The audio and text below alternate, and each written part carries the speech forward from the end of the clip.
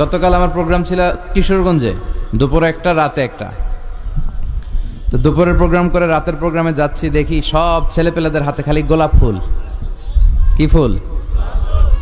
আর কিছু ফুলের দোকানে দেখলাম মারাত্মক ভিড়, প্রচন্ড ভিড়, সব ভালোবাসা কিনা ফেলাইতেছে। আল্লাহ জানে কয়টা নারী তাদের ইজ্জত হারিয়েছে গতকাল। এটা ছিল শ্লীলতাহীনতার দিন, নারীরা তাদের সম্মানকে হারিয়েছে, ঠিক কিনা? এজন্য আমরা এই ভালোবাসাকে সাপোর্ট করতে পারি না। এটা যদি গতানুগতিক অন্যান্য দিবসের মতো নারী দিবস, বাবা দিবস, মা দিবস, কত যে দিবস, একটা আছে বিশ্ব চিন্তা দিবস। কি দিবস? তো এইটা আবার কি? তো একজন বলতেছে এই দিবস আমরা সবাই মিলে চিন্তা করব যে আসলে আমাদের কি চিন্তা করা দরকার। তো এরকম গতানুগতিক একটা দিবস হলে কোনো সমস্যা ছিল না। ভালোবাসা দিবস কোনো কারণে পালন হচ্ছে, সবাই সবারে ভালোবাসবে, কিন্তু এই ভালোবাসার নামে অশ্লীলতা আছে না নাই? গার্লফ্রেন্ড বয়ফ্রেন্ডের সংস্কৃতিকে উস্কে দিয়েছে, চিল্লায় বলেন ঠিক কিনা? বিবাহ বহির্ভূত যে কোনো সম্পর্ককে হারাম করে দেয় কে? কথা বলেন। আপনি বিয়ের পরে যদি স্ত্রীকে ভালোবাসেন, সওয়াব আছে না নাই? আর বিয়ে করতে বিশ্বনবী উদ্বুদ্ধ করেছেন, বিয়েটাকে বিশ্বনবী সহজ করেছেন। আমাদের সমাজে আমরা বিয়েটারে কঠিন বানায় ফেলছি। যেই সমাজে বিয়ে করা কঠিন, ওই সমাজে জিনা করা সহজ। কথা বলেন। এখন এই দেশে বিয়ে করতে লাগে 20 লাখ, জিনা করতে লাগে 1000। বিশ্বনবীর কাছে যখনই সাহাবারা আসতো, বিশ্বনবী বিয়েকে সহজ করে দিতেন। এক সাহাবী বলল, ইয়া রাসূলুল্লাহ বিয়ে করব। বিশ্বনবী বললেন, হাল ইনদাকা মাহর সাদাক, তোমার কি মোহর আছে? বিয়ে করলে তো ডৌরি দিতে হবে, you have to pay the dowry to your wife ওয়া আতুন নিসা সাদাকাতিহিন্না নিহলা, সন্তুষ্ট চিত্তে মোহরানা দিয়ে দাও। সাহাবী বলল, না আমার তো কিছু নাই। বিশ্বনবী বললেন, কিছুই নাই? সে বললে, এই মদিনার মধ্যে আমার চেয়ে গরিব আর কেউ নাই। বিশ্বনবী বললেন, হাল মাআকা মিনাল কোরআন, তোমার কাছে কি এই কোরআন আছে? এই কোরআন আছে তোমার কাছে? সাহাবী বলল, ইয়া রাসূলুল্লাহ আছে, কোরআনের কিছু সূরা পারি। তো বিশ্বনবী আরেক যুবতী নারীকে বলল, তুমি কি বিয়ে করতে রাজি আছো? যুবতী বলল, ইয়া রাসূলুল্লাহ আপনি বিয়ে পড়ায় দিলে রাজি আছি। তুমি কি কোরআন পারো? যুবতী বললেন, না ইয়া রাসূলুল্লাহ আমি তো কোরআন পারি না। বিশ্বনবী বললেন, আমার কাছে ভালো একটা পাত্র সাহাবী আছে, তার সাথে তোমার বিয়ে পড়িয়ে দিলাম, কিন্তু সে নগদ মোহরানা দেওয়ার ক্ষমতা রাখে না। তুমি কোরআন পারো না, তোমার স্বামী কোরআন পারে। প্রতিদিন প্রতি রাতে তোমার স্বামী তোমারে কোরআন শিখায় দিবে, পড়ায় দিবে, এটাই তোমার বিয়ের মোহর। সহজ না কঠিন? আদ-দীনু ইউসরুন লা উসরা ফি, দিন হচ্ছে সহজ, এর মধ্যে কঠিন কিছু নাই। দাঁড়িয়ে নামাজ পড়া ফরজ, কিয়াম করা সালাতে ফরজ, কিন্তু অসুস্থ বসে পড়লেও কবুল করবে কে? অজু করে সালাত আদায় করা ফরজ। প্রচন্ড ঠান্ডা, নিউমোনিয়া, তায়াম্মুম করে সালাত আদায় করলে কবুল করবে কে? Simplicity is the beauty of Islam. এই সহজীকরণ, সহজভাবে উপস্থাপন করা, এটা হচ্ছে ইসলামের একটা সৌন্দর্য। আমরা ইসলামকে খুব কঠিনভাবে উপস্থাপন করি, আছে না নাই? অনেকের কাছে গেলে দেখবেন সে বলে এটা হারাম, ওইটা হারাম, এটা শিরক, ওইটা বেদাত, সব জায়গায় শিরকের গন্ধ খোঁজে, এরকম কিছু লোক আছে না নাই? খেয়াল রাখবেন, আমরা সচেতন হব কিন্তু খুঁতখুঁতে স্বভাবের হব না। আমরা কি হব? সচেতন হব, কিন্তু খুঁতখুঁতে স্বভাবের হওয়া যাবে না। আদ-দীনু ইউসরুন লা উসরা ফি, দিন সহজ, এর মধ্যে কাঠিন্যতা নাই। এজন্য বিয়েটারে সহজ করে দিতে হবে। বিয়ে যদি সহজ করে দেন তাহলে এই অশ্লীলতা কমে যাবে, এই পরকীয়া কমে যাবে, এই গার্লফ্রেন্ড বয়ফ্রেন্ডের নামে এই ভালোবাসা দিবসের যে চর্চা, এগুলো বাংলাদেশ থেকে বন্ধ হয়ে যাবে। কথা বলেন। আপনারা আপনাদের উঠতি বয়সের তরুণ তরুণী ছেলে মেয়েদেরকে বাবারা কে কতটুকু নাগালে রাখতে পেরেছিলেন গতকাল জানি না, কিন্তু এটা কিয়ামতের দিন আপনি যদি আপনার ছেলে মেয়েদেরকে বিপদগামী করেন, আল্লাহর সুপ্রিম কোর্টের কাঠ গড়ায় বাবা হিসেবে আপনাকে আসামির কারাগারে দাঁড়াতে হবে। চিল্লায় বলেন ঠিক কিনা?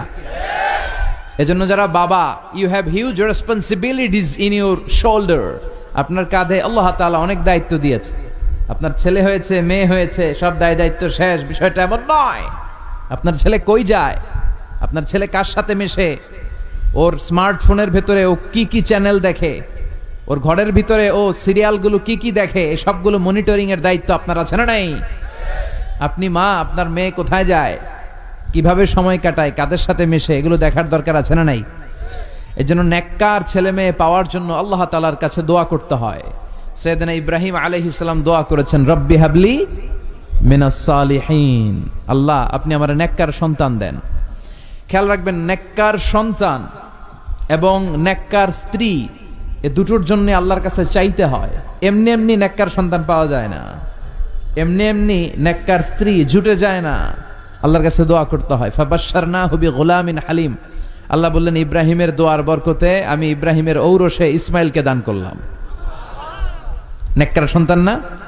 কি নেককার সন্তান, কি ফ্যামিলি তাদের! আমাদেরটাও ফ্যামিলি, ওনাদেরটাও ফ্যামিলি। এই ফ্যামিলির হাত পা যেই জায়গায় লেগেছে ওই জায়গাটারে বরকতময় করে দিয়েছে কে? সাইয়েদনা ইব্রাহিম আলাইহিস সালামের পা লেগেছিল একটা পাথরের উপর। আল্লাহ বলেন ওয়াত্তাখিদু মাকাম ইব্রাহিমা মুসাল্লা, তুমি ইব্রাহিমের দাঁড়ানোর জায়গাটারে মুসাল্লা বানিয়ে নাও। সুবহানাল্লাহ পড়েন। ওনার ফুটপ্রিন্ট আছে, সাইয়েদনা ইব্রাহিম আলাইহিস সালামের পায়ের ছাপ আছে ওই পাথরের উপরে। দেখেন, পা লাগছে, ওই পায়ের জায়গাটা বরকতময় করে দিয়েছে কে? সাইয়েদনা ইসমাঈল আলাইহিস সালামের পায়ের লাথির ধাক্কায় জমজমের পানি বের হতে শুরু করেছে। হজ উমরায় যারা যান জমজমের পানি খান না? বিশ্বনবী বলেছেন ইন্নাহা তুআমু তুমিন ওয়া শিফাউ সুকমিন, এই জমজমের পানি দুনিয়ার সাধারণ কোনো পানির মতো নয়, এটা তুআমু তুম ওয়া শিফাউ সুকম। পৃথিবীর সব পানি শুধু তৃষ্ণা নিবারণ করে, এই জমজমের পানি শুধু তৃষ্ণাই নিবারণ করে না, তৃষ্ণাও নিবারণ করে, ক্ষুধাও নিবারণ করে। The most blessed water found in world, পৃথিবীতে পাওয়া সবচেয়ে রহমতের পানি হচ্ছে এটা। এটা রহমতের পানি, এটা বরকতের পানি। বিশ্বনবীকে যখন মেরাজে নেওয়া হবে, হাতিমে কাবায় বিশ্বনবীকে শুইয়ে দিয়ে সাইয়েদনা জিব্রাইল বিশ্বনবীর গলা থেকে নাভি পর্যন্ত পুরোটা কেটে ফেললেন। এটার বলে ওপেন হার্ট সার্জারি, বর্তমান ভাষায় কি বলে? শাক্কুস সাদর। বিশ্বনবীর হৃদয়টা বের করে জমজমের পানি দিয়ে ধৌত করলেন। তার মানে সাইয়েদনা ইব্রাহিমের পা লেগেছে একটা পাথরে, এটা হয়ে গেল মাকাম ইব্রাহিম। সাইয়েদনা ইসমাঈলের পা লেগেছে মরুভূমির বালুর মধ্যে, ওইটা হয়ে গেল জমজম। আর সাইয়েদনা ইব্রাহিমের স্ত্রী হাজার, আমরা যারা ডাকি বিবি হাজরা, আমরা কি বলি? বিবি হাজরা, আসলে ওনার নাম হাজার। এই হাজার দুইটা পাহাড়ের মাঝখানে একটু দৌড়াদৌড়ি করেছিল, বাইনা সফা ওয়াল মারওয়া। এই দৌড়াদৌড়িটা আল্লাহর কাছে এত ভালো লেগেছে, কিয়ামত পর্যন্ত সব হাজিদের জন্য এখানে দৌড়াদৌড়ি করাটা আল্লাহ ওয়াজিব করে দিয়েছেন। আবার যেখানে সাইয়েদনা ইসমাঈলকে সাইয়েদনা ইব্রাহিম আলাইহিস সালাম জবাইয়ের জন্য নিয়ে গিয়েছিলেন, এই জবাইয়ের কাজটাও আল্লাহর কাছে এত ভালো লেগেছে, সব কুরবানির ঈদে প্রাণী জবাই দেয়াটাকে আমাদের জন্য, সম্পদশালীদের জন্য ওয়াজিব করে দিয়েছে কে? একটার পর একটা পরীক্ষা দিয়েছেন সাইয়েদনা ইব্রাহিম আলাইহিস সালাম। ইখতাতানা ইব্রাহিম আলাইহিস সালাম ওহুম 80 সানা বিল কদুম। বুখারীর বর্ণনা, 80 বছর বয়সে সাইয়েদনা ইব্রাহিম আলাইহিস সালাম নিজ হাতে ওনার সুন্নাতে খাতনা করেছেন। কয়টা পরীক্ষা দিয়েছি আমরা! কি ফ্যামিলি, কি বরকতের ফ্যামিলি! যেখানে হাত দিয়েছে, যেখানে চোখ মেলেছে, ওখানে বরকত আর বরকত। এজন্য আমাদের জন্য সাইয়েদনা ইব্রাহিমের ফ্যামিলি হচ্ছে একটা মডেল, বিশ্বনবীর ফ্যামিলি হচ্ছে একটা মডেল। সালমান খানের ফ্যামিলি মুসলমানদের জন্য মডেল নয়, শাহরুখ খানের ফ্যামিলি আমাদের জন্য মডেল নয়, ঋত্বিক রোশনের ফ্যামিলি আমাদের জন্য মডেল নয়। আমাদের জন্য মডেল হচ্ছে সাইয়েদনা ইব্রাহিমের ফ্যামিলি, বিশ্বনবীর ফ্যামিলি, সাইয়েদনা আবু বকরের family. Now the decision is years. সিদ্ধান্ত আপনার যে আপনার ফ্যামিলিটারে আপনি জান্নাতি বানাতে চান না জাহান্নামী বানাতে চান। সিদ্ধান্ত আপনার। আপনার একটা শক্ত সিদ্ধান্ত পারে আপনার ফ্যামিলিটারে জান্নাতি বানাতে, আর আপনার একটা দুর্বল সিদ্ধান্ত পারে আপনার ফ্যামিলি মেম্বারদের সবাইকে জাহান্নামের পথ দেখিয়ে দিতে। এজন্য আমরা কই যেতে চাই, জান্নাতে না জাহান্নামে? চিল্লায় বলেন, কই যেতে চাই? মালিক তুমি জান্নাতে, তোমার পাশে আমায় একটি ঘর বানিয়ে দিও, একটি ঘর বানিয়ে দিও সে বিভীষিকাময় মহাদিনে, তোমার প্রতিবেশী করে নিও। মালিক তুমি জান্নাতে, তোমার পাশে আমায় একটি ঘর বানিয়ে দিও, একটি ঘর বানিয়ে দিও। পড়েন আমিন। আর জোরে পড়েন আমিন। এজন্য family it's a very important institution for Muslim community. মুসলমানদের জন্য পরিবার এটা গুরুত্বপূর্ণ। অমুসলিমদের কাছে পরিবারের দাম নাই, মা আছে বাবা নাই, বাবা আছে মা নাই। ব্রোকেন ফ্যামিলির সংখ্যা আমেরিকাতে হাজার হাজার লক্ষ লক্ষ ছাড়িয়ে যাবে, কিন্তু আমাদের ফ্যামিলিগুলা একান্নবর্তী ফ্যামিলি, বাবা মা দাদা দাদি ভাই বোন সবাই মিলে আমরা একসাথে থাকি, ঠিক কিনা? গোটা বিশ্বের সব জায়গাতেও ইসলাম পালন করা যদি নিষিদ্ধ করে দেয়া হয়, আপনার ঘরের ভিতরে আপনি ইসলাম পালন করতে পারবেন। এজন্য ফ্যামিলিগুলারে সুন্দর করার দরকার আছে না নাই? ফ্যামিলিগুলারে জান্নাতি ফ্যামিলি বানানোর দরকার আছে না নাই? আল্লাহ আমাদের ফ্যামিলিগুলারে তুমি জান্নাতি ফ্যামিলি বানাও, আমাদের ফ্যামিলিগুলার ভেতরে তুমি ভালোবাসা দিয়ে ভরপুর করে দাও। এজন্য আমাদের ফ্যামিলিগুলার ভেতরে সব সময় থাকে ভালোবাসা। এজন্য একদিনের ভালোবাসা দিবস আমরা পালন করি না, চিল্লায় বলেন ঠিক কিনা? এজন্য আমরা ভালোবাসা দিবসকে না বলি, সব সময় কি বলি? চিল্লায় বলেন no, no to the Valentine's Day. ভালোবাসা দিবসকে আমরা না বলে দিলাম।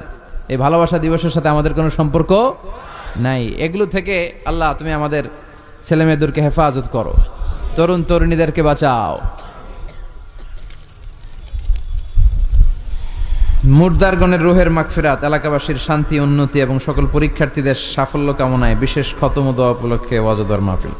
আজকের প্রোগ্রামের সভাপতি হচ্ছেন আলহাজ হযরত মাওলানা মোহাম্মদ আব্দুল হালিম পীর সাহেব ধামতি। হুজুর তো বোধহয় খুব অসুস্থ না? আসছিল? আল্লাহ তুমি হুজুরকে সুস্থ করে দাও।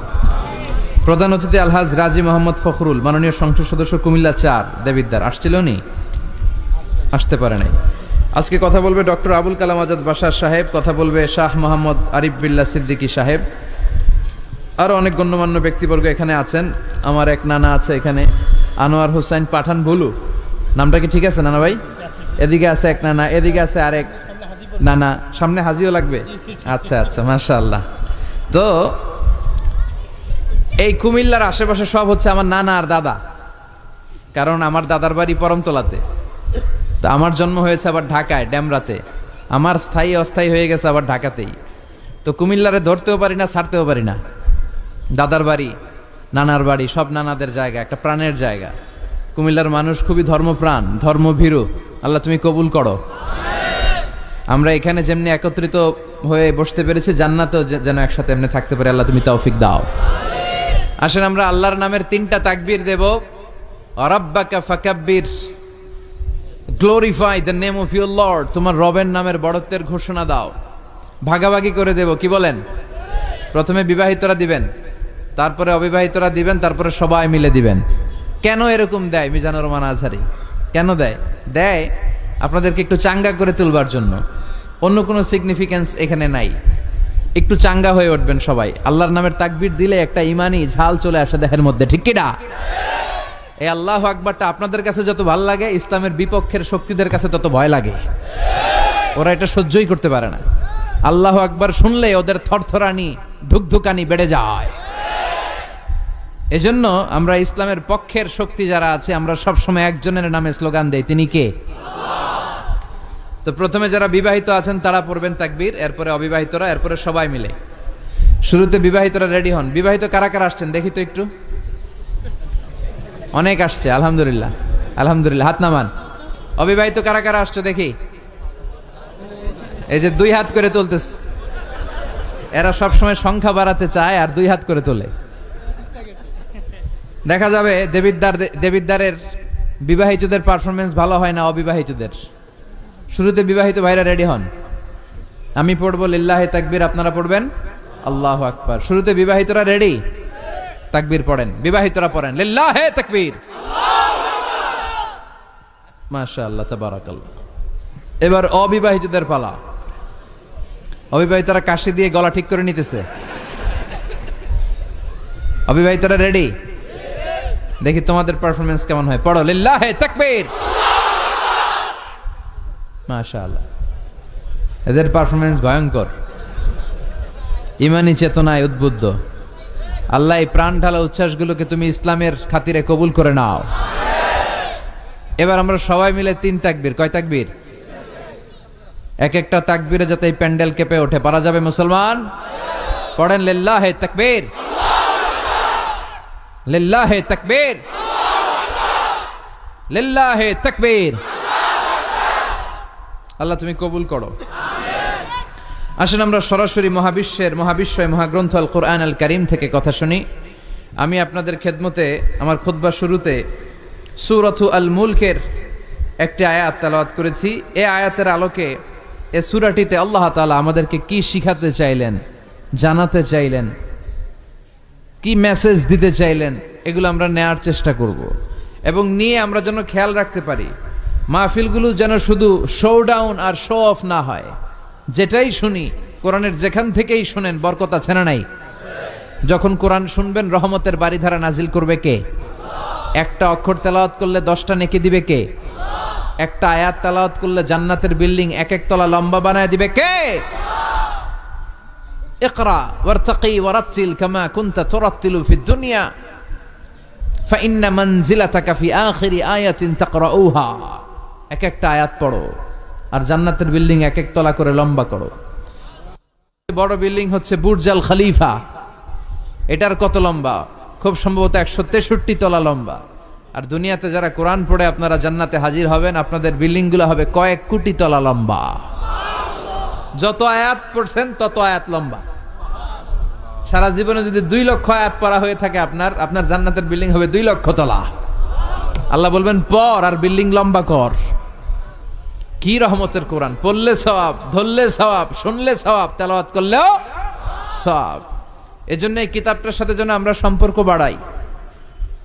Attachment, how to increase the attachment with the holy Quran. কোরআনের সাথে আমাদের সম্পর্ক আমরা কিভাবে বাড়াতে পারি? প্রতিদিন তেলাওয়াত করতে হবে, আবৃত্তি করা জানতে হবে সহি শুদ্ধভাবে। মুসলমানদের অবস্থা এমন হয়েছে, বিশ্বের সবচাইতে নন্দিত এই কিতাবটা একটু তেলাওয়াত করবার সময়টুকু আমাদের হয় না। ব্যস্ত, we are leading very super busy life.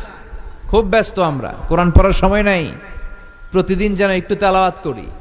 রাজি আছেন তো দেবিদ্বারের ভাইয়েরা? প্রতিদিন একটু একটু তেলাওয়াত করা যাবে? আরেকটা কথা সব জায়গায় আমি বলি, মাতৃভাষায় এই কোরআনটাকে আপনাদের জানতে হবে। You have to know the holy Quran, the messages of the holy Quran in your own mother tongue, in your own language, আপনার নিজ ভাষায়। আমাদের ভাষা কি? কথা বলেন, বাংলা। এই বাংলা ভাষায় যেন আমরা কোরআন পড়ি, কোরআন শিখি। কোরআন আল্লাহ কি জানাতে চাইলেন, কি শিখাতে চাইলেন, বাংলা ভাষায় যেন আমরা এটা শিখি, আত্মস্থ করার চেষ্টা করি। দেখবেন মসজিদুল হারামে শায়েখরা যখন নামাজ পড়ায়, শায়েখ আব্দুর রহমান আস-সুদাইস, উনি যখন আযাবের আয়াত পড়ে উনি কাঁদে। কাঁদে না? আবার মুসল্লিরাও পেছন থেকে কাঁদে। এর কারণ উনিও আযাবের অর্থ বুঝে, মুসল্লিরাও অর্থ বুঝে। আমাদের তারাবির নামাজে, এত মসজিদে তারাবি পড়লাম, বাংলাদেশে কোনোদিন কোন তারাবির নামাজে মুসল্লি আর ইমাম সাহেবরা কাঁদতে দেখছেন? কথা কন, কেন কান্দে না? বুঝে নাই।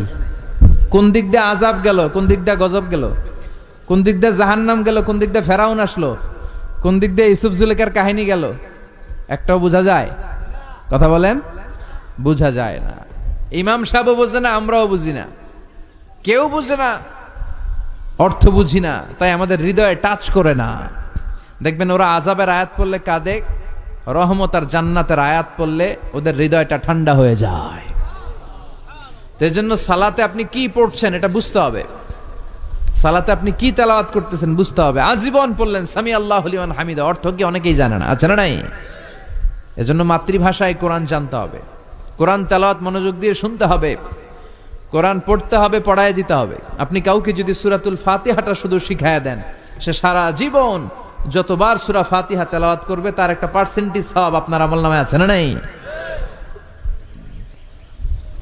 এজন্য কোরআনের আবৃত্তি শিখা, কোরআনের অর্থ জানা মাতৃভাষায়, নিজে কোরআন পড়া, অন্যকে পড়ায় দেওয়া এবং কোরআনের আন্দোলন করা দরকার আছে না নাই? সব সময় কোরআনের পক্ষে থাকার দরকার আছে না নাই? আল্লাহ তুমি আমাদেরকে সহি সমাজ দান করো। তাই আমরা যখনই কোরআনের কথা শুনবো নিজেদেরকে পরিবর্তনের জন্য শুনবো, ঠিক কিনা? আমার আখিরাতটাকে সুন্দর করার জন্য শুনবো। আমাদের তাফসির মাহফিল গুলো হয়ে গেছে এখন শোডাউন, অনেক লোক জড়ো হইতে হবে, স্লোগান হইতে হবে, এগুলো আছে না নাই? আমাদেরকেও বেঁধে দেয় অনেক জায়গায়, হুজুর আপনার কিন্তু আজকে মাহফিল কাঁপাইতে হবে। কি বলে? কাঁপাইতে হবে। কিন্তু অনেক জায়গায় বলে হুজুর আপনার জমাইতে হবে। কি বলে? জমাইতে হবে। আবার অনেক জায়গায় বলে হুজুর আপনার কিন্তু মাহফিলটা ধরে রাখতে হবে। কি করতে হবে? তো কোথাও আমাদের কাঁপাইতে হয়, কোথাও আমাদের জমাইতে হয়, আবার কোথাও মাহফিল ধরে রাখতে হয়। কথা বুঝতে পেরেছেন? তো মাহফিল কাঁপানো, জমানো, ধরে রাখা, এই টেন্ডেন্সি থেকে আসেন বেরোয় আসি। We have to make a change. আপনাকে চেঞ্জ আনতে হবে, পরিবর্তন। বিশ্বনবী পৃথিবীতে এসেছেন পরিবর্তনের জন্য। তিনি কোনো জায়গায় খারাপ কিছু দেখলেই পরিবর্তন করে দিতেন। এক সাহাবাকে জিজ্ঞেস করলেন, কি নাম? মাসমুক। সে বলে, ইসমি হাজান, আমার নাম হলো হাজান। হাজান মানে দুশ্চিন্তা। হাজান মানে, বিশ্বনবী বললেন, হাজান কারো নাম হতে পারে? দুশ্চিন্তা এটা একটা নাম হইল? বিশ্বনবী বললেন, তোমার নাম আজকে থেকে হাজান নয়, আজকে থেকে তোমার নাম সাহাল। কি নাম? সাহাল মানে সহজ। সাহাল মানে? সে বলে, না ইয়া রাসূলুল্লাহ, আমার বাপ চাচা নাম রাখছে হাজান, এটা আমি ছাড়বো না। বিশ্বনবী বললেন, না সাল্লে যাও। তো সে বাড়িতে চলে গেল। যাওয়ার পর থেকে ওই যে দুশ্চিন্তা তার আর পিছু ছাড়ে না। তার ব্যবসায় লস, তার চাকরিতে লস, ওর পেটে ব্যথা, ওর মাথায় ব্যথা, ওর জ্বর, ওর মেয়ে কান্দে, ওর বউ দৌড়ায়, ওর পোলায় কয় আমি মরুম। কষ্ট আর জ্বালা ছাড়েই না। সবাই বলে, ওই যে বিশ্বনবী তোমার একটা সুন্দর নাম দিয়েছিল, আনো নাই, এর বদদোয়া লাগছে, যাও নবীর কাছে মাফ চেয়ে নামটা চেঞ্জ করে আনো। হাজান ফিরে গেল বিশ্বনবীর কাছে, যে বলে, ইয়া রাসূলুল্লাহ, আমার হাজান নামের দরকার নাই, গোষ্ঠী কিলাই হাজান, আপনি কি নাম কইছিলেন ওইটা কোন আবার? বিশ্বনবী বলে, আমি বলছিলাম আন্তা সাহাল। সাহাল মানে সহজ। সাহাল মানে? বিশ্বনবীর কাছ থেকে নাম চেঞ্জ করে সাহাল নিয়ে আসলো। সাহাল বলে, যেদিন থেকে আমি নাম চেঞ্জ করেছি ওই দিন থেকে আমার জীবনের সব কাজগুলো সহজ করে দিয়েছে কে? কি নবী ছিলেন? খালি চেঞ্জ করে দিতেন, চেঞ্জ করে দিতেন। এক নারীকে জিজ্ঞেস করলেন, মাসমুকি, হোয়াটস ইউর নেম? সে বলে, আমার নাম আসিয়া। আসিয়া মানে অবাধ্য। বিশ্বনবী বলেন, এটা একটা নাম হইল? তোমার নাম আজকে থেকে জামিলা। জামিলা মানে সুন্দরী, বিউটিফুল লেডি। জামিলা মানে সুন্দরী। সে নাম চেঞ্জ করে জামিলা নিয়ে নিল। সবাই বলল, যেদিন থেকে বিশ্বনবী তার নাম জামিলা করেছে ওই দিন থেকে মরার আগের দিন পর্যন্ত এই মহিলার সৌন্দর্যে কোনোদিন ভাটা পড়ে নাই। আবার বিশ্বনবী মক্কা থেকে মদিনায় হিজরত করতে গেলেন। বিশ্বনবী বললেন, মাসমু হাযিহিল আরদ, এই জমিনের নাম কি? সবাই বলল, এই জমিনের নাম ইয়াসরিব। কি নাম? মদিনার আগের নাম ইয়াসরিব। ইয়াসরিব মানে to take revenge from someone, কারো থেকে প্রতিশোধ নেয়া। বিশ্বনবী বললেন, আমি যেই শহরে থাকবো ওই শহরের নাম হবে প্রতিশোধ। How come? It's quite impossible, অসম্ভব। আমি রহমতের নবী, ওমা আরসালনাকা ইল্লা I have sent you as a mercy for the entire universe. ও নবী, আমি আপনাকে গোটা বিশ্বের জন্য রহমত করে পাঠিয়েছি। রহমতের নবী যেই শহরে থাকবে ওই শহরের নাম প্রতিশোধের শহর না। আজকে থেকে এই শহরের নাম তবা কিংবা তৈবা, পবিত্র শহর। পরবর্তীতে এই শহরের নাম করা হলো মদিনাতুর রাসূল, মদিনাতুন নবী। সুবহানাল্লাহ পড়েন। আবার বিশ্বনবী আরেক এলাকায় সফরে গেলেন। বললেন, মাসমু হাযিহিল আরদ, এই এলাকার নাম কি? সবাই বলে গাদিরা। কি বলে? গাদিরা। গাদিরা মানে আরদুন লা শাজারা ফিহি ওয়ালা নাবাত, এমন শহর যেই শহরে কোনো গাছ পালা, লতা পাতা, ঘাস জন্মায় না।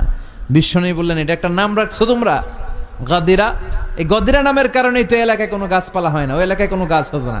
বিশ্বনবী বললেন, মিনাল ইয়াউম, আজকে থেকে এই এলাকার নাম গাদিরা নয়, আজকে থেকে এই এলাকার নাম আমি চেঞ্জ করে দিলাম খাদেরা। খাদেরা মানে সবুজ। খাদেরা মানে কি? বিশ্বনবী নাম চেঞ্জ করে দেওয়ার সাথে সাথে ওই এলাকায় ঘাস লতা পাতায় সবুজ শ্যামল হয়ে গেল। এজন্য পরিবর্তন লাগবে। We have to make a change. পরিবর্তন লাগবে। এই লোক দেখানো মানসিকতা থেকে আমাদের বেরিয়ে আসতে হবে। মাহফিল কাঁপানো, মাহফিল জমানো, মাহফিল ধরে রাখা, এগুলার কোনোদিন বলবেন? বলবেন? সব হবে আমাদের একজনের খুশির জন্য। তিনি কে?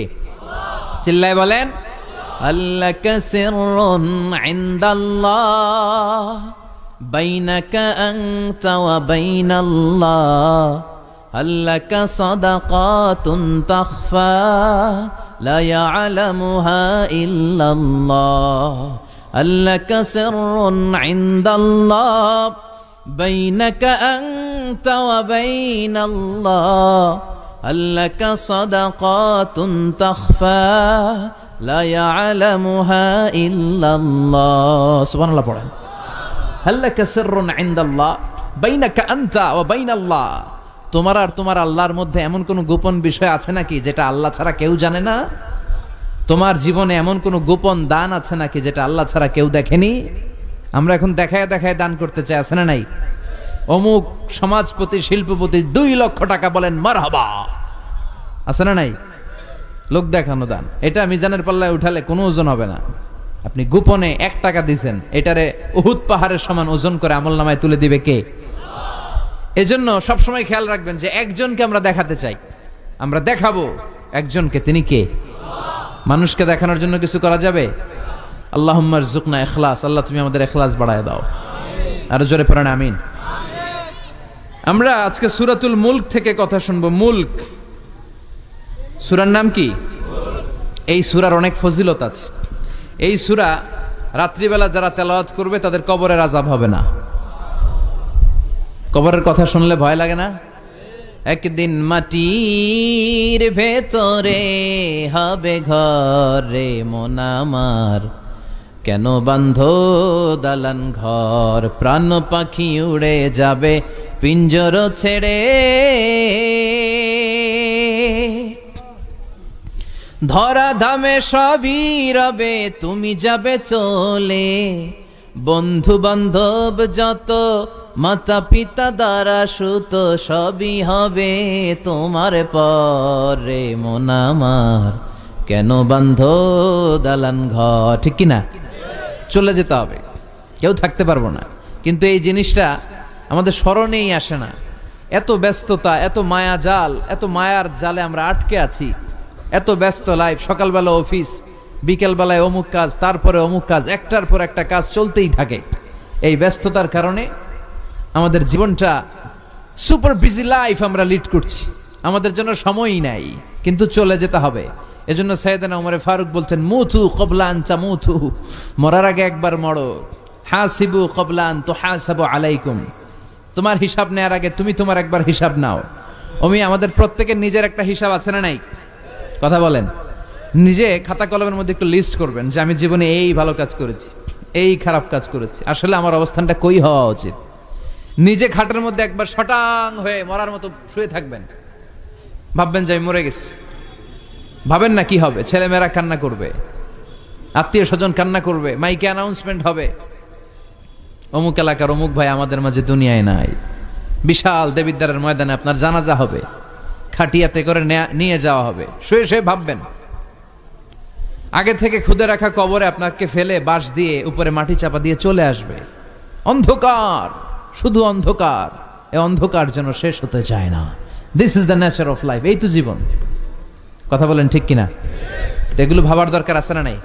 বিষ্ণু বললেন এই সূরাটা এমন সূরা, মানিআতুন মিন আযাবিল কবর। এই সূরা মুলক যারা তেলাওয়াত করবে তাদের কবরে কোনো আযাব হবে। আজকে থেকে সূরাতুল মুলকের তেলাওয়াত করা যাবে? পারা যাবে? পারা যাবে? আসেন না নিজেদেরকে একটু পরিবর্তন করি, আসেন না নিজেদের আমলের ঝুলিতে আরো কিছু বাড়াই, নিজেদের আমলগুলোকে সুন্দর করি, নিজেদেরকে আর একটু পরিচ্ছন্ন করি। প্রতিদিন রাতে সূরাতুল মুলক তেলাওয়াত করবেন ইনশাআল্লাহ। কইতে পারলেন না? 2 নম্বর ফজিলত, শাফাআত লি সাহিবিহা। এই সূরা যারা তেলাওয়াত করবে, এই সূরা তেলাওয়াতকারীর জন্য আল্লাহর কাছে সুপারিশ করবে। 3 নম্বর ফজিলত, খাসামাত আন সাহিবিহা। এই সূরাটা কিয়ামতের দিন এই সূরার তেলাওয়াতকারীর পক্ষে আল্লাহর সাথে তর্ক করবে, ডিবেট করবে। কতক্ষণ? হাত্তা আদখালাহুল্লাহুল জান্নাহ, যতক্ষণ না আল্লাহ তাআলা এই লোকটাকে জান্নাতি বলে ঘোষণা না দেয়। আল্লাহ যতক্ষণ অ্যানাউন্স করবে he is from paradise, he will enter the paradise, আমার এই বান্দা জান্নাতে ঢুকবে, এই সার্টিফিকেট দেওয়ার আগ পর্যন্ত এই সূরা সামনে দাঁড়ায় আল্লাহর সাথে তর্ক করতেই থাকবে।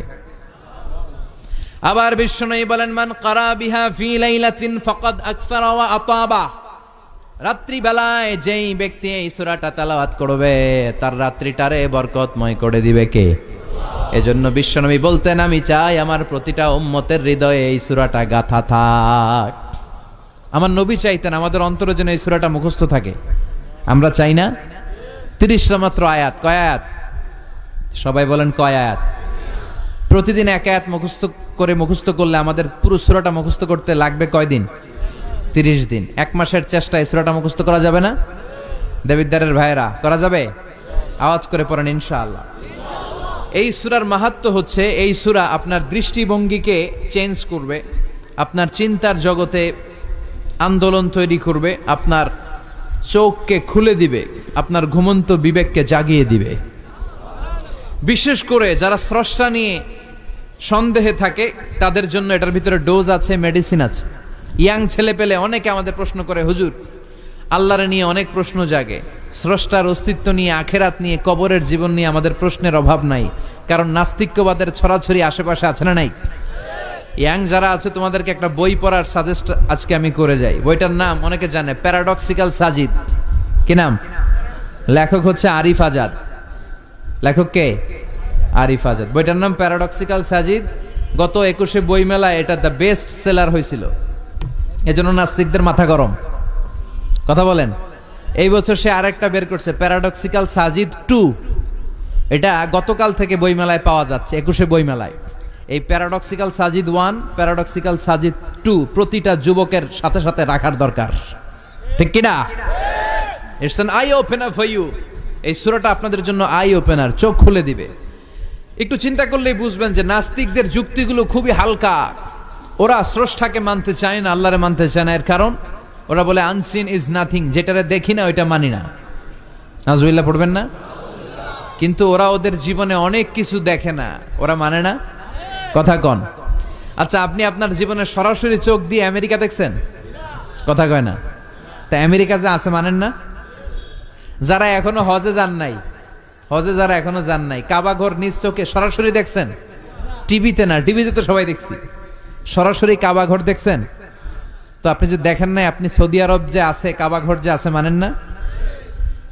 নাস্তিকরা বাতাস খালি চোখে দেখে না, দেখে, কিন্তু নাস্তিকরা বাতাস মানে না। Why do you believe on that? তো বাতাস মানুষ কেন? তোর দাদা, তোর বাবা কোনোদিন বাতাস দেখছে? তুই তোর চোখ দিয়ে কোনোদিন বাতাস দেখেছিস? Do you see the air in the atmosphere? উত্তরে বলবেন no. So why do you believe on that? বাতাস বিশ্বাস করো কেন? Do you see the migraine pain when someone feel in his head? কেউ যখন মাথা ব্যথা অনুভব করে, বলে যে আমার মাথাটায় প্রচন্ড ব্যথা। ওর যে মাথা ব্যথা দেখা যায়? কথা বলেন। ভাইজানের মাথা ব্যথা প্রচন্ড দেখা যাচ্ছে? মাথা ব্যথা থাকলেও মাথার অবস্থা যা, না থাকলেও এটা দেখা যায় না। So why do you believe on that? মাথা ব্যথা দেখা যায় না তো বিশ্বাস করস কেন? এগুলো কপাল পড়া, এগুলো হচ্ছে নাম্বার 1 হাদারাম, উল্লুক্কা পাঠা। এদের দলিলগুলো একেবারে নড়বড়ে। কুফানগরীতে এক নাস্তিক ছিল, সে বলে বেড়াতো আমি আল্লাহরে দেখি না তাই মানি না। কুফানগরীর লোকজন বলে আমাদের এক ইমাম আছে নাম নু'মান ইবনে সাবিত, ওনার সাথে বসলে তুমি আল্লাহরে দেখতে পাবা। সে বলে তাই, তাহলে তোমাদের ইমামকে ডাকো। সাইয়েদনা ইমাম আবু হানিফা টাইম দিলেন, এই জুমার দিন, আজকে জুমার দিন না, এই জুমার নামাজের পরে ঠিক ভর দুপুরে 2টায় সবাই আমরা একত্রিত হব। নাস্তিকও আসবে, সাইয়েদনা ইমাম আবু হানিফাও আসবে। জুমার সালাতের পরে লোকের বন্যা বয়ে গেল, বাঁধ ভাঙা জোয়ার, অনেক মানুষ।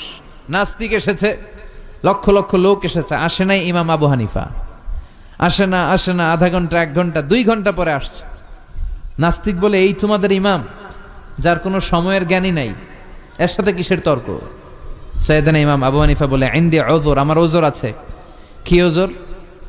সাইয়েদনা ইমাম আবু হানিফা বলেন আমি ঘর থেকে বের হয়ে আসার পথে একটা নদী পার হয়ে আসতে হয়। আজকে এসে দেখি নদীর মধ্যে কোনো মানুষ টানুষ নাই, নৌকা নাই, মাঝি নাই, কিচ্ছু নাই। তো হঠাৎ দেখলাম পাশে বিশাল বড় একটা গাছ, এই গাছটা এমনি এমনি 2 ভাগ হয়ে গেল। হঠাৎ গাছ থেকে এমনি এমনি লম্বা তক্তা হয়ে গেল, এমনি এমনি তক্তাগুলো জোড়া লেগে নৌকা হয়ে গেল। আর নৌকা আমার সামনে আসলো, মাঝি ছাড়া, লগি বৈঠা ছাড়া। আমি নৌকায় যেয়ে বসলাম, নৌকাটা আমার নিয়ে টান দিয়ে সাঁ করে ওপার নিয়ে গেল। তো এই যে এই কাজগুলো আর প্রসেসিং গুলো হতে আমার 2 ঘন্টা সময় লেগেছে। নাস্তিক কয় তগ ইমাম গাঞ্জা খাইছে, মাথার তার ছিঁড়া গেছে, নাহলে কোনো সুস্থ মানুষ এ কথা বলতে পারে? এমনি এমনি নাকি গাছ ভেঙে তক্তা হয়, এমনি এমনি নাকি তক্তা লেগে নৌকা হয়, এমনি এমনি নাকি মাঝি ছাড়া নৌকা চলে। সাইয়েদনা ইমাম আবু হানিফা বললেন এই তো আপনি লাইনে চলে আসছেন, আপনারে বুঝানো এখন আমার খুব সহজ হবে। এমনি এমনি গাছ কাটে না করাত ছাড়া, এমনি এমনি তক্তা জোড়া লাগে না, নৌকা হয় না মিস্ত্রি ছাড়া, এমনি এমনি নৌকা চড়ে না মাঝি ছাড়া। তাহলে এত বিশাল বড় আকাশটা কেমন করে এমনি এমনি হলো? জমিনটা কেমন করে এমনি এমনি হলো? সাগর, মহাসাগর, পাহাড়, মরুভূমি কেমন করে এমনি এমনি হলো? এগুলোর একজন স্রষ্টা আছে না নাই? নাস্তিক কয় তাই তো, আসলেই তো আমি হাদারাম, আসলেই তো আমি উল্লুক্কা পাঠা, এইভাবে তো আমি কখনো ভেবে দেখি নাই। এইভাবে তো কখনো চিন্তা করি নাই। ও ইমাম, তুমি আমার ঘুমন্ত বিবেককে জাগিয়ে দিয়েছো, তুমি আমার চোখের সামনের পর্দাটা উঠিয়ে দিয়েছো, তুমি আমার দৃষ্টিভঙ্গিকে পরিবর্তন করে দিয়েছো। ও ইমাম, তুমি আমার চোখ খুলেছো, তুমি আমাকে হক চিনতে সাহায্য করেছো। আর দেরি করতে চাই না, আমারে পড়িয়ে দাও লা ইলাহা ইল্লাল্লাহু মুহাম্মাদুর রাসূলুল্লাহ। কালিমা পড়ে মুসলমান হয়ে গেছে। আল্লাহু আকবার পড়েন। এমনি নাস্তিকদের জন্য এই সূরার ভেতরে আল্লাহ তাআলা অনেক দিগদর্শন রেখেছেন, জীবন দর্শন রেখেছেন। আল্লাহ বুঝাতে চান যে গোলাম, আমারে চেনার জন্য, আমারে দেখার জন্য তোর ডক্টরেট ডিগ্রি লাগবে না, তোর ব্যাচেলর ডিগ্রি, মাস্টার্স ডিগ্রি লাগবে না। তুই আমার সৃষ্টির দিকে একটু নজর করে তাকা, একটু ঠান্ডা মাথায় চিন্তা করে দেখ, একটু সাগরের দিকে তাকা, একটু নদীর দিকে তাকা, একটু পাহাড়ের দিকে তাকা। তাকালেই তুই বুঝবি সামওয়ান ইজ কন্ট্রোলিং এভরিথিং। একজন এমডি আছে, ম্যানেজিং ডাইরেক্টর, মহা ব্যবস্থাপক, যিনি গোটা বিশ্বের সব ব্যবস্থাপনার আঞ্জাম দিচ্ছেন। চিল্লায় বলেন ঠিক কিনা? আল্লাহ বলে তুই সাগরের দিকে তাকা, পাহাড়ের দিকে তাকা, নদীর দিকে তাকা। সাগরের দিকে তাকালে আমি আল্লাহরে খুঁজে পাবি। ঝর্ণার দিকে তাকা, ঝর্ণার মধ্যে আল্লাহর নিদর্শন আছে না নাই? ঝর্ণা ঝর্ণা ঝর্ণা রে, বলনা বলনা বলনা রে, কার বিরহে পাগল পাড়া তুই, কার মিলনে ফুল ফসলে ভরারে তোর দুকুল ভই, কার মিলনে ফুল ফসলে ভরারে তোর দুকুল ভই। ঝর্ণা ঝর্ণা ঝর্ণা রে, বলনা বলনা বলনা রে, কার বিরহে পাগল পাড়া তুই। সুবহানাল্লাহ পড়েন। ঝর্ণা দেখছেন কোনদিন? হড়ে হড়ে দেখছেন? সিলেটে মাধবকুণ্ড জলপ্রপাত, আর কোথায়? সীতাকুণ্ড, আর কোথায়? রাঙ্গামাটি, আর শ্রীমঙ্গল। ঝর্ণা আছে না? এই ঝর্ণার দিকে তাকাবেন, ঝর্ণার ঝরঝর শব্দের আওয়াজগুলো বুঝার চেষ্টা করবেন, দেখবেন ঝর্ণা আপনাকে বলে দিবে যে আমার স্রষ্টা কে। আল্লাহর সৃষ্টির দিকে তাকালে আল্লাহরে পাওয়ার সুযোগ আছে না নাই?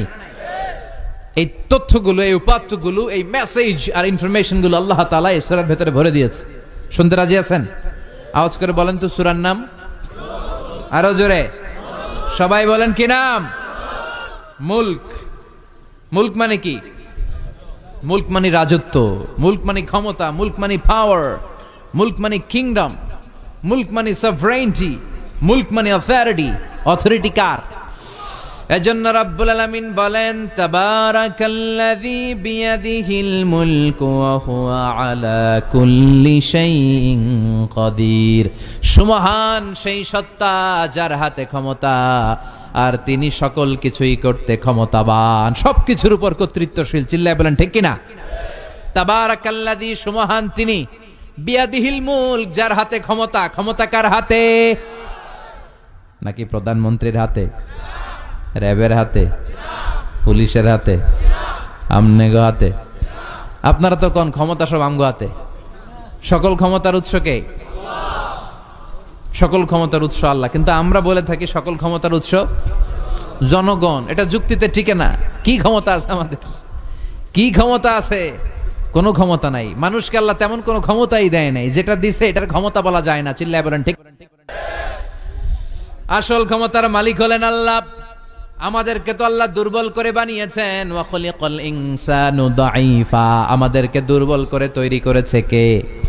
শুধু আমরাই দুর্বল না, আমি দুর্বল, আমার বাপ দুর্বল, আমার দাদা দুর্বল, আমার 14 গোষ্ঠী দুর্বল। আমরা দুর্বলের ঘরের, চিল্লায় বলেন দুর্বলের ঘরের। সেই দুর্বলের ঘরের দুর্বল কয় আমরা সব ক্ষমতার উৎস। কি ক্ষমতা আছে আমার? আজকে মাহফিলের প্যান্ডেলের পেছন থেকে বলে, কেউ যদি বলে ওঠে হুজুর সাপ, কি বলে? সব দৌড়। আমি আমার নানা ঘরে লইয়া দৌড় দিম, এদিকে দৌড়া, চাচা আপন প্রাণ বাঁচা। সাপ কথাটা তো মজা করে বললাম, এতে অনেকে খুঁজতেছে আসলে কি সাপ। আর আসলেই যদি একটা anaconda, C snake, black mamba, king cobra, Python এসে ফস করে যদি প্যান্ডেলে যদি একটা ঢুকতো, পাওয়া যেত কাউরে? কথা কন। তো এই হচ্ছে আমাদের ক্ষমতা। সাপ বাদ দেন, বাবা ব্যাংক চিনেন? চিনেন না? না, দেবিদ্বারে তো বাবা ব্যাংক নাই। কি করে? খালি লাফায়। 10টা ভাও ব্যাং, 2টা এই স্টেজে আর বাকি 8টা প্যান্ডেলে যদি ছেড়ে দেওয়া হয়, ভাও ব্যাং আর কি লাভ দিবে? এর চেয়ে বড় লাভ দিবেন আপনারা? ভাও ব্যাঙের চেয়ে বড় লাভ দিয়ে আমরা দৌড়াইতে শুরু করব। কত অসহায় আমরা, কত দুর্বল। বল্লা পোকা, মৌমাছি আমাদেরকে কামড় দিয়ে উড়াল দেয়, এটারে ধরে যে মারমু এটাও পারি না। কুত্তা এম করে কামড়াইলে আমরা কুত্তারে কামড়াইতেও পারি না। কি অসহায়। পিঁপড়া কামড় দিলে আমরা কিছু করতে পারি না। কানের ভিতরে যদি কারো পিঁপড়া ঢুকে থাকে বুঝবেন সে মজাটা কি। আহা, হ্যাঁ, বাঁচার কোনো সুযোগ নাই, কোনো ক্ষমতাই নাই। এরপরও আমরা বলি সব ক্ষমতার মালিক আমি। দেখবেন যাদের ডায়রিয়া হয় আর 5-7 বার টয়লেটে গেছে, এর চেহারার দিকে তাকানো যায় না। বৈশা গেছে, বৈশা যান।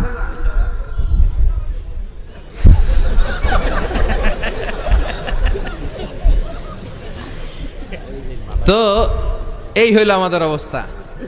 5-6 বার টয়লেটে গেলে আর ওর দইরা দাঁড় করানো যায় না। কাই মরে যাইম, আরে সবাই মাফ করে দেন, আই আর হাইতেন না, আমি পারবো না, আমার মাফ করে দেন। পারবি না কেন? তুই না ক্ষমতার উৎস। কথা কন। আসলে আমাদের কোনো ক্ষমতা নাই, আমরা দুর্বল। আসল ক্ষমতার মালিক একজন, চিল্লায় বলতে হবে তিনি কে। আমরা যে কত দুর্বল। ন্যাচারাল ক্যালামিটি অর ডিজাস্টার যখন হয়, প্রাকৃতিক দুর্যোগ, তখন নিজের অবস্থা খেয়াল করবেন। বন্যার সময় মানুষের কি অবস্থা হয়, ঠিক কিনা? ভূমিকম্পের সময় কি অবস্থাটা হয় আমাদের। রাত 3টার দিকে যদি ভূমিকম্প হয়, দৌড়, লুঙ্গি পইরা দৌড়, লুঙ্গি ছাড়াও দৌড়, আগে জান বাঁচাও। পাগল হয়ে যায়। বাচ্চাটারে কোলে নিয়ে দৌড়াবো, না স্ত্রীকে ঘুম থেকে জাগাবো, না ভাড়াটিয়াদেরকে উঠাবো, না নিজেই ছাদের উপর থেকে লাফ দেব। ত্রাস, ভয়, ভূমিকম্প, সবাই দৌড়। দেখবেন ভূমিকম্প হইলে বাড়িওয়ালাও দৌড়, ভাড়াটিয়াও দৌড়। নাকি ভাড়াটিয়ারা দৌড়ায়, বাড়িওয়ালারা দৌড়ায় না? কথা কন। ডোনাল্ড ট্রাম্প যে বিল্ডিং এ থাকে, ওইটাতে ভূমিকম্প হইলে ডোনাল্ড ট্রাম্প তো দৌড়াবে না? না, ডোনাল্ড ট্রাম্পও দৌড়াবে। আমি কিছু টেলিভিশনের লাইভ প্রোগ্রাম দেখেছি, ওখানে উপস্থাপক আর অতিথিরা ক্যামেরা ট্যামেরা মেকআপ টেকআপ নিয়ে বসছে। একটু পরে শুরু হয়েছে ভূমিকম্প, মাইক থুইয়া দিয়া উপস্থাপক দৌড়। তো যেহেতু মেকআপ টেকআপ একেবারে ক্যামেরা ট্যামেরা সব সেটিং, অতিথিরা ওঠে না। একটু পরে আবার নাড়াচাড়া, এবার অতিথিও দৌড়। বাঁচার জন্য সব দৌড়। এই হচ্ছে আমাদের ক্ষমতার দৌড়াত্ম। এরপরও আমরা বলি আমরা নাকি ক্ষমতার উৎস। তুফান হলে, এইখানে একটা তুফান হলে 70 কিলোমিটার বেগের জাস্ট বাতাসটাকে যদি আল্লাহ এর তীব্রতা যদি বাড়িয়ে দেয়, সব দৌড় আমরা। কথা কন। আল বাহরু জুনদুম মিন জুনুদিল্লাহ, আর রিহু জুনদুম মিন জুনুদিল্লাহ। বাতাস আল্লাহর সৈনিক, আগুন আল্লাহর সৈনিক, তুফান আল্লাহর সৈনিক। চিল্লা এখন ঠিক কিনা? 2004 সালের সুনামির কথা ভুলে গেছেন? ইন্দোনেশিয়া একটা প্রদেশ আছে, বান্দা আছে, এক ধাক্কায় 3 লক্ষ সাগরের ভেতরে। জাপানের কান্টো শহরে 1 লক্ষ নয়, একটা ধাক্কায়, কয়েক সেকেন্ডের ব্যবধান। একটু আগে নাচানাচি করতেছিল, দুম্মা চলে দুম, একটু পরে সব হয়ে গেছে দুম দুম। একেবারে সাইজ করে ফেলছে কে? আহা, কোনো ক্ষমতা নাই। ক্ষমতার মালিক কে? এজন্য রাব্বুল আলামিন বলেন, তাবারাকাল্লাযী বিয়াদিহিল মুলকু ওয়া হুয়া আলা কুল্লি শাইইন কাদির। সুমহান সেই সত্তা যার হাতে ক্ষমতা, ক্ষমতা কার হাতে? কক্সবাজারে দেখবেন একটা দ্বীপ আছে, একমাত্র দ্বীপ যেটাতে পাহাড় আছে, নাম মহেশখালী। ওইখানে বৌদ্ধদের স্বর্ণ মন্দির আছে। ওখানে তুফান টুফান শুরু হইলে বৌদ্ধরাও জিকির করা শুরু করে দেয় আল্লাহর। সুবহানাল্লাহ কইবেন না? তুফানে পড়লে দেখবেন হিন্দু, বৌদ্ধ, আস্তিক, নাস্তিক সবাই জিকির করে একজনের, চিল্লায় বলেন তিনি কে? আমরা মাঝে মাঝে আমাদের প্রোগ্রাম স্কেডিউল এত টাইট থাকে, মাঝে মাঝে আমরা প্লেনে, হেলিকপ্টারে এক জেলা থেকে আরেক জেলায় যাই বাধ্য হয়ে। সিলেটে প্রোগ্রাম, কক্সবাজারে প্রোগ্রাম, ওই অমুক জায়গায় প্রোগ্রাম, তো ফ্লাইট ধরা লাগে। তো আমরা আভ্যন্তরীণ ফ্লাইটে চড়ে চড়ে আমরা যাই। তো আমরা যখন যাই, ওখানে কিছু এয়ার হোস্টেস থাকে বিমানের ভেতরে, এদেরকে বলে বিমানবালা। খুব সুন্দরী স্মার্ট নারীদেরকে তারা রিক্রুট করে, নিয়োগ দেয়। এদের যদি 3-4টা সন্তান হয়ে যায়, এদেরকে আবার চাকরিতে রাখে না। সৌন্দর্যটাই যাদের পুঁজি। তারা লিপস্টিক মেখে, পারফিউম মেখে, মেকআপ করে, ভেরি বিউটিফুল লেডি। ওরা আসে, এসে আমাদেরকে খাবার টাবার দেয়, ইনস্ট্রাকশন দেয়। তো বিমানটা, আভ্যন্তরীণ বিমানগুলো বাংলাদেশের ভেতরে যেগুলো চলে, এগুলো 14 থেকে 15,000 ফিট উপরে ওঠে। তো বিমানটা প্রথমে রানওয়েতে ট্যাক্সি করে, মানে বিমান যখন মাটিতে চলে এটাকে বলে ট্যাক্সি। কি বলে? ট্যাক্সি ছেড়ে যখন উপরে ওঠে এটারে বলে টেক অফ। কি বলে? তো এটা যখন বিমানটা যখন টেক অফ করবে তখন দেখলাম এই এয়ার হোস্টেস গুলো, যেগুলোর পর্দা নাই, হেজাব নাই, শালীনতা নাই, মাইক্রোফোন হাতে নিয়ে ঘোষণা দিচ্ছে, ভদ্র মহিলা এবং ভদ্র মহোদয়গণ, আপনারা আপনাদের সিট বেল্ট গুলো বেঁধে নিন। এখনই আমাদের উড়োজাহাজটি শাহজালাল আন্তর্জাতিক বিমানবন্দর থেকে শাহ আমানত বিমানবন্দরের উদ্দেশ্যে 15,000 ফিট দিয়ে উড়ে যাবে। এরপরে পড়তে শুরু করে আল্লাহ আকবার, আল্লাহ আকবার, আল্লাহ আকবার। তো আমি উল্টা ঘুরে তাকাইলাম, কি রে এই মাইয়া আল্লাহ আকবার কয় কেমনে?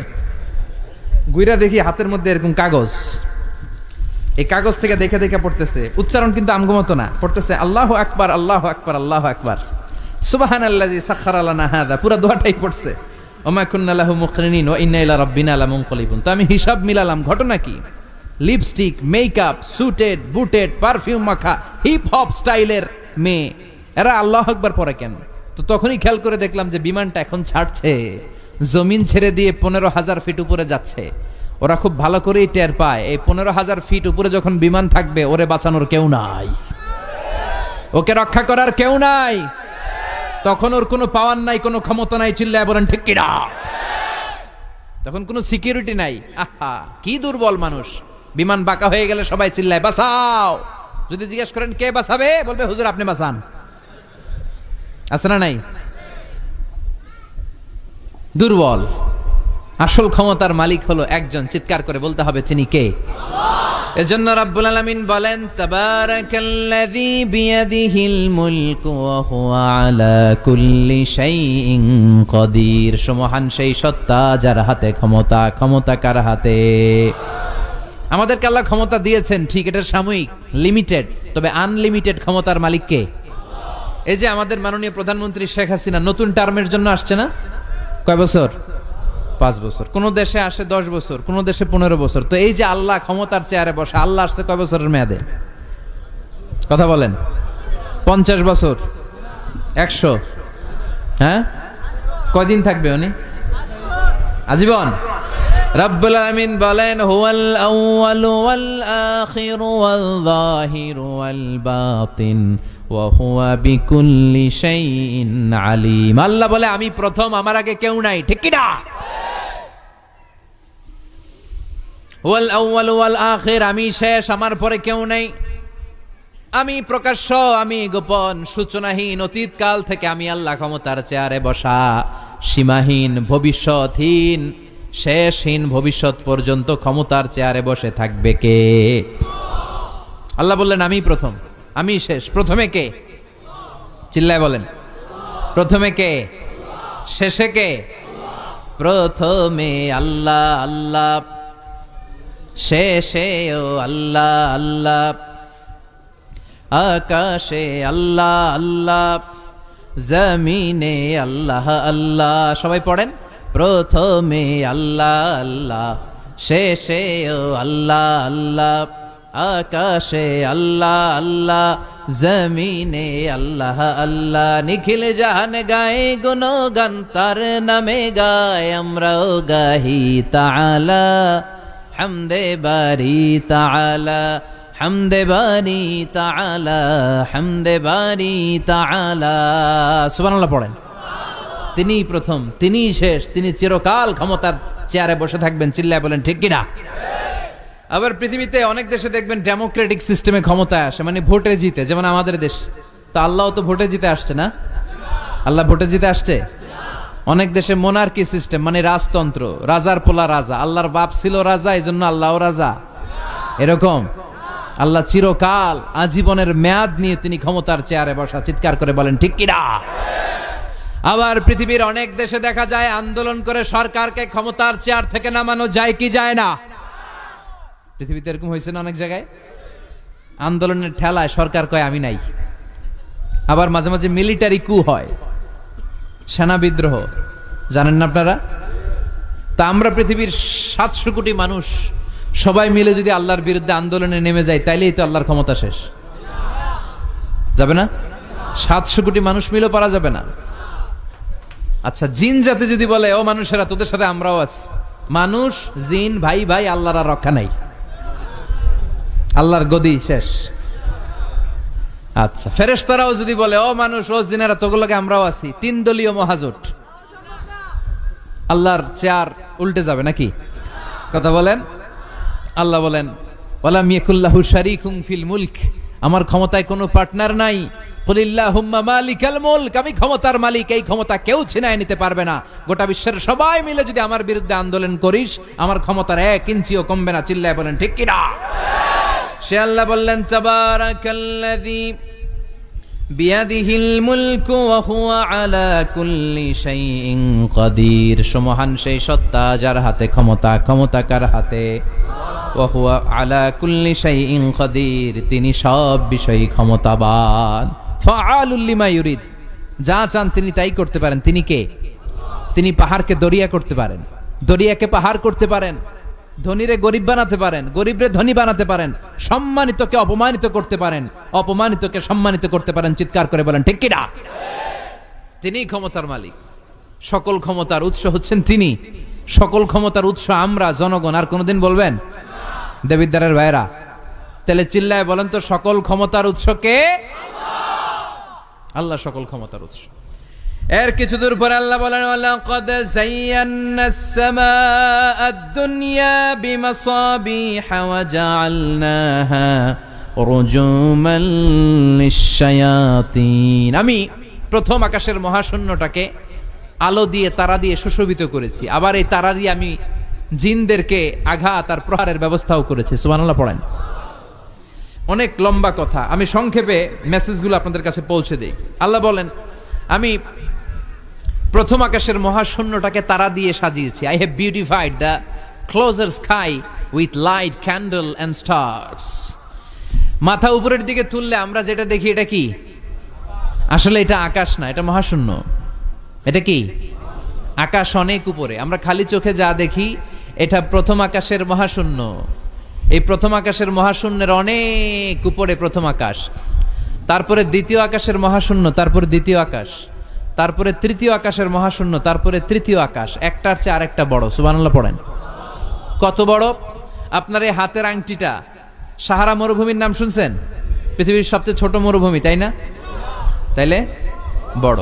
এই বিশাল সাহারা মরুভূমিতে যদি আপনার এই হাতের আংটিটা আপনি ছুঁড়ে ফেলে দেন, এই সাহারা মরুভূমির তুলনায় আপনার আংটি যত ছোট, আল্লাহর দ্বিতীয় আকাশের তুলনায় আল্লাহর প্রথম আকাশটা ঠিক তত ছোট।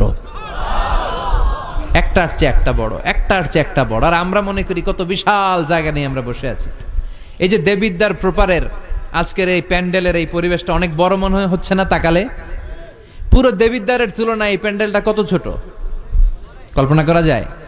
দেবিদ্বার হচ্ছে কুমিল্লার 16টা থানার একটা, তাই না? থানা। কুমিল্লা হচ্ছে বাংলাদেশের 64 জেলার একটা। এরকম 64টা জেলা মিলে আমাদের সুজলা সুফলা শস্য শ্যামলা ডিজিটাল বাংলাদেশ। এই বাংলাদেশ হচ্ছে পৃথিবীর সবচাইতে বড় দেশ। কি বড় না? কত ছোট জানেন? মানচিত্রের মধ্যে বাংলাদেশ এটা লেখার জায়গা পাওয়া যায় না। বাংলা BANG পরে ইন্ডিয়ার উপরে, মাঝখানে LA, পরে বাংলাদেশের উপরে আবার DESH পরে আবার ইন্ডিয়ার উপরে। বাংলাদেশ কথাটা লেখার জায়গাও বাংলাদেশের উপরে নাই। কত ছোট! পাশের ইন্ডিয়ায় 25 গুণ বড়, Canada, United states of America প্রায় 100 গুণ বড়, রাশিয়া নামে একটা দেশ আছে প্রায় কয়েকশো গুণ বড়। এরকম 200টা দেশ মিলে আমাদের এই পৃথিবী। এই 200টা দেশ মিলে পৃথিবীর মাত্র 30 ভাগ, বাকি 70 ভাগ হচ্ছে শুধু পানি। সুবহানাল্লাহ কইবেন না? তাহলে পুরো পৃথিবীর তুলনায় দেবিদ্বারের এই প্যান্ডেলটা কত ছোট, কত ক্ষুদ্র আমি, কত তুচ্ছ আমি, কত নগণ্য আমি, চিন্তা করতে পারেন? আচ্ছা, এত বড় মনে হইল এই পৃথিবীটা, এই পৃথিবীটাকে এত বড় মনে হচ্ছে আমাদের, কিন্তু এই যে দ্বীপ্রহরের জলজলে সূর্যটা দেখা যায়, এই সূর্যটা এই বিশাল পৃথিবীর চেয়ে 13 লক্ষ গুণ বড়। 9 কোটি 30 লক্ষ মাইল দূরে 8 মিনিট 18 সেকেন্ড সময় নিয়ে আলোটা আসে। তাহলে এতক্ষণকার আলোচনা পর্যন্ত মনে হচ্ছে সূর্যই মনে হয় অনেক বড়। সূর্য হচ্ছে একটা স্টার, তারা। সূর্যের পরে পৃথিবীর সবচেয়ে কাছের তারার নাম প্রক্সিমা সেন্ট্রাই, তারপরে একটা আলফা সেন্ট্রাই এ, আলফা সেন্ট্রাই বি, যেতে যেতে ইটা ক্যারিনা, ব্যাটেলজিউস, এরকম অনেকগুলো আছে, আপনারা গুগল করলে পাবেন এগুলো। এই যে ব্যাটেলজিউস তারা, যেই সূর্য পৃথিবীর চেয়ে 13 লক্ষ গুণ বড়, ওই ব্যাটেলজিউস তারাটা আবার সূর্যের চেয়ে 33 কোটি গুণ বড়। তাহলে এতক্ষণ পর্যন্ত বোঝা যাচ্ছে ব্যাটেলজিউসই মনে হয় বড় না। ব্যাটেলজিউস এত ক্ষুদ্র তারা, এটার কোনো নাম নিশানাই নাই অন্য তারকার সামনে। চিল্লায় কোন আল্লাহু আকবার। এরকম লক্ষ লক্ষ অযুত লক্ষ নিযুত কোটি মিলিয়ন বিলিয়ন ট্রিলিয়ন জিলিয়ন ফিলিয়ন অক্ট্রিলিয়ন তারা নিয়ে আমাদের গ্যালাক্সি গঠিত। আমাদের এই গ্যালাক্সির নাম মিল্কি ওয়ে। কি নাম? আমাদের গ্যালাক্সির পরে সবচেয়ে কাছের গ্যালাক্সির নাম অ্যান্ড্রোমেডা। আমাদের গ্যালাক্সি থেকে অ্যান্ড্রোমেডায় পৌঁছতে আলোর গতিতে কেউ যদি পৌঁছতে যায় তাহলে 2.5 মিলিয়ন লাইট ইয়ার সময় লেগে যাবে। 2.5 million light year. Light year মানে আলোকবর্ষ। আলোকবর্ষ বললাম এজন্য, মানে আলোর গতিতে যদি আপনি ছোটেন, এই পৃথিবীতে আবিষ্কৃত সবচেয়ে দ্রুত গতিসম্পন্ন যে উপাদানটা পাওয়া গিয়েছে সেটার নাম লাইট, মানে আলো। সেটা কি? এই আলো 1 সেকেন্ডে ছুটে 1,86,000 মাইল বেগে। সুবহানাল্লাহ। বাড়িতে গিয়া 1 সেকেন্ডে 1 লক্ষ, 1 ঘন্টায় না কিন্তু, 1 মিনিটেও না, আরে 1 সেকেন্ড কইতেই তো 2 সেকেন্ড লাগে মিয়া, কথা কন। সেই 1 সেকেন্ডে নাকি আলো ছুটলে 1,86,000 মাইল চলে যায়।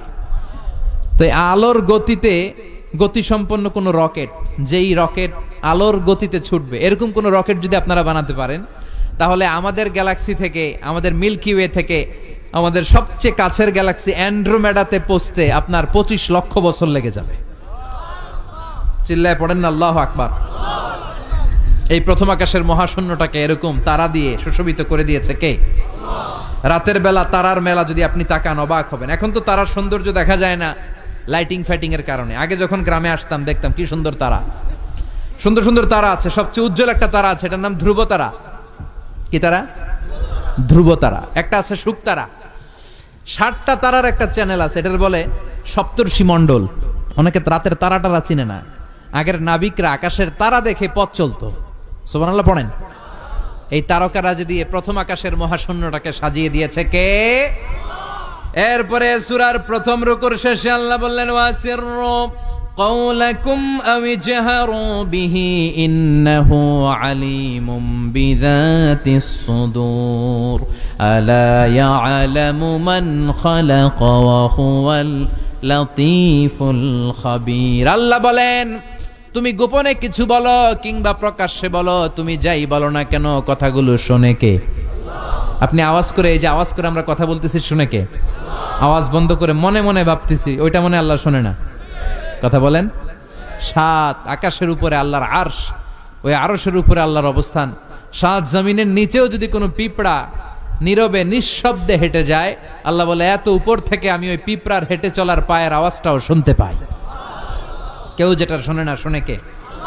এরপরে আল্লাহ বললেন, হুয়াল্লাযী জাআলা লাকুমুল আরদা যালুলান ফামশু ফি মানাকিবিহা ওয়া কুলু মির রিজকি ওয়া ইলাইহিন নুশুর। আল্লাহ বললেন, তিনি এমন সত্তা যিনি তোমাদের জন্য জমিনটারে সমতল বানিয়ে দিয়েছেন। জমিনের যেখান দিয়ে প্রয়োজন হেঁটে যাও আর রিজিক তালাশ করো, কিন্তু সবশেষে তার দিকে ফিরে যেতে হবে। ঠিক কি না? জমিনটারে সমতল করলো কে? আজকের এই প্যান্ডেলটা সমতল না? কথা কন না, উঁচা নিচা? আজকে এদিকে যদি উঁচা হইতো, এদিকে নিচা, এদিকে খাদ, এদিকে গর্ত, এদিকে আবার উঁচা, বসতে পারতেন?